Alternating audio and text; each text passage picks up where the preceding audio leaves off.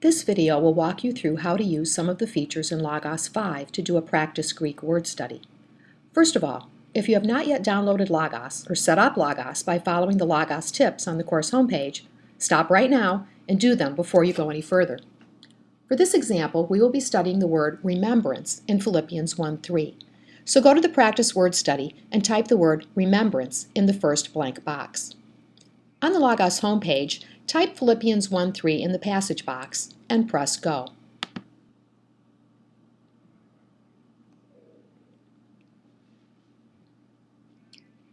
In the center top tile, you'll see Philippians 1:3. Check to be sure that you're using the NASB translation, which is the preferred Bible for this course. If you do not see the NASB, stop this video and set up the NASB as your preferred Bible before you go any further. Now click on the word remembrance in Philippians 1:3. You'll notice that it's now highlighted in blue.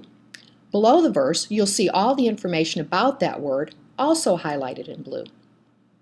If you do not see this information, click on the icon next to Display, and that will turn the interlinear on so that you can get all of these details about the Greek word.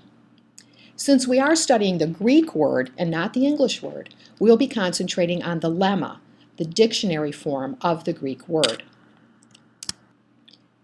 Notice that there are two Greek lemmas, ho and mneia. If you hover over the morphology, that's the morph, of ho, you'll see that DDSF stands for article, dative, singular, feminine. It is not necessary for you to study this article since it occurs over 19,000 times in the New Testament. It would be like studying the words a or the, and it won't add to your understanding of the word remembrance. Now, right-click on remembrance in Philippians 1:3. Notice that both lemmas, ho and mneia, both show up. Since we're not going to study ho, you need to click on the lemma for mneia and then click on Bible Word Study. At the top of the Bible Word Study tab, you'll see the Greek lemma mneia. Be sure that the search is set to all passages.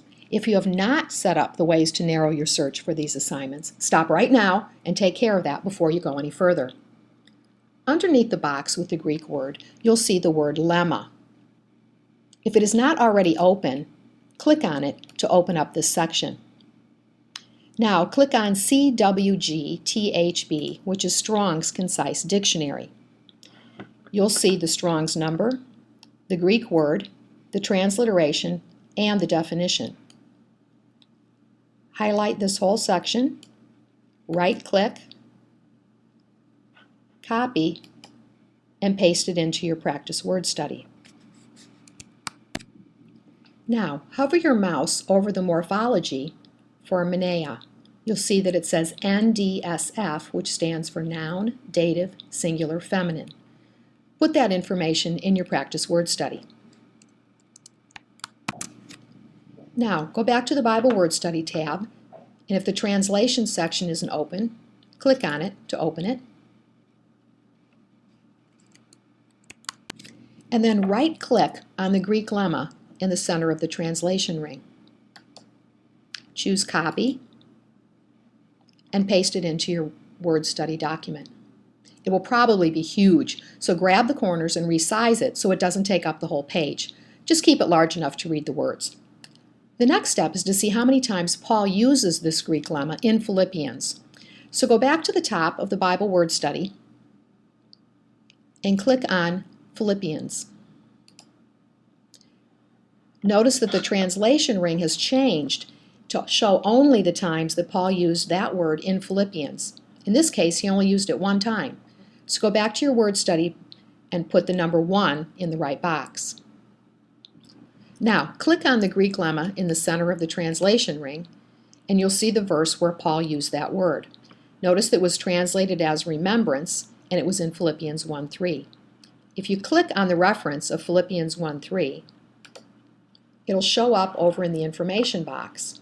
Just click on Copy, and you can paste it into your word study. The next step is going to be to highlight the way the word was translated on your word study form.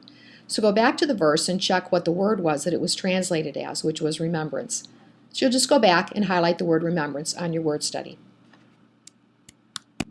Now we want to see how many times Paul uses this same Greek lemma in his other books.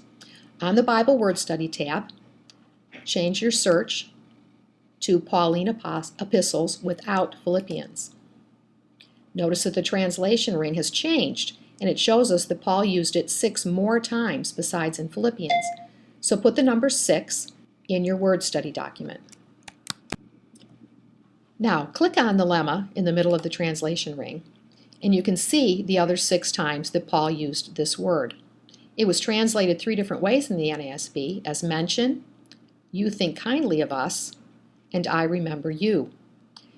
If you were putting these words into your word study template, you would want to notice that sometimes the word was translated mention, sometimes you think kindly of us, and sometimes as I remember you. Notice that the way the word was translated is not what these highlights mean in here. The translation is in the blue up here at the top. So if these would be simple, the word is mention, you would just highlight the words mention. In this verse, it's you think kindly of us, so you would highlight the word you and think kindly of us. If you wanted to know how Menea was translated in 2 Timothy 1:3, it was I remember you, so you would highlight the word I and the words remember you. Now it's time to see how other authors may have used the lemma Menea. On the Bible Word Study tile, change the search to non-Pauline books. Notice that there are no results. That means that Paul is the only person who used that word in the New Testament. So on your Bible Word Study, just go ahead and put a 0 in that box. The last step is to determine how many times the Greek lemma was used in the entire Bible. On the Bible Word Study tile, change your search to all passages. Notice that the lemma now includes all of the times it was used, 7 times. So put a 7 in your practice word study for this category. Now just to be sure you didn't make any mistakes, check to see that the numbers for Philippians, Paul's other books, and other authors add up to all the passages number. Okay, those are the basics for finding what you need to find in Logos to do word studies for this course. Review this video if you need to, and then give it a try. There is another example on the course homepage using the word faith from 2 Timothy.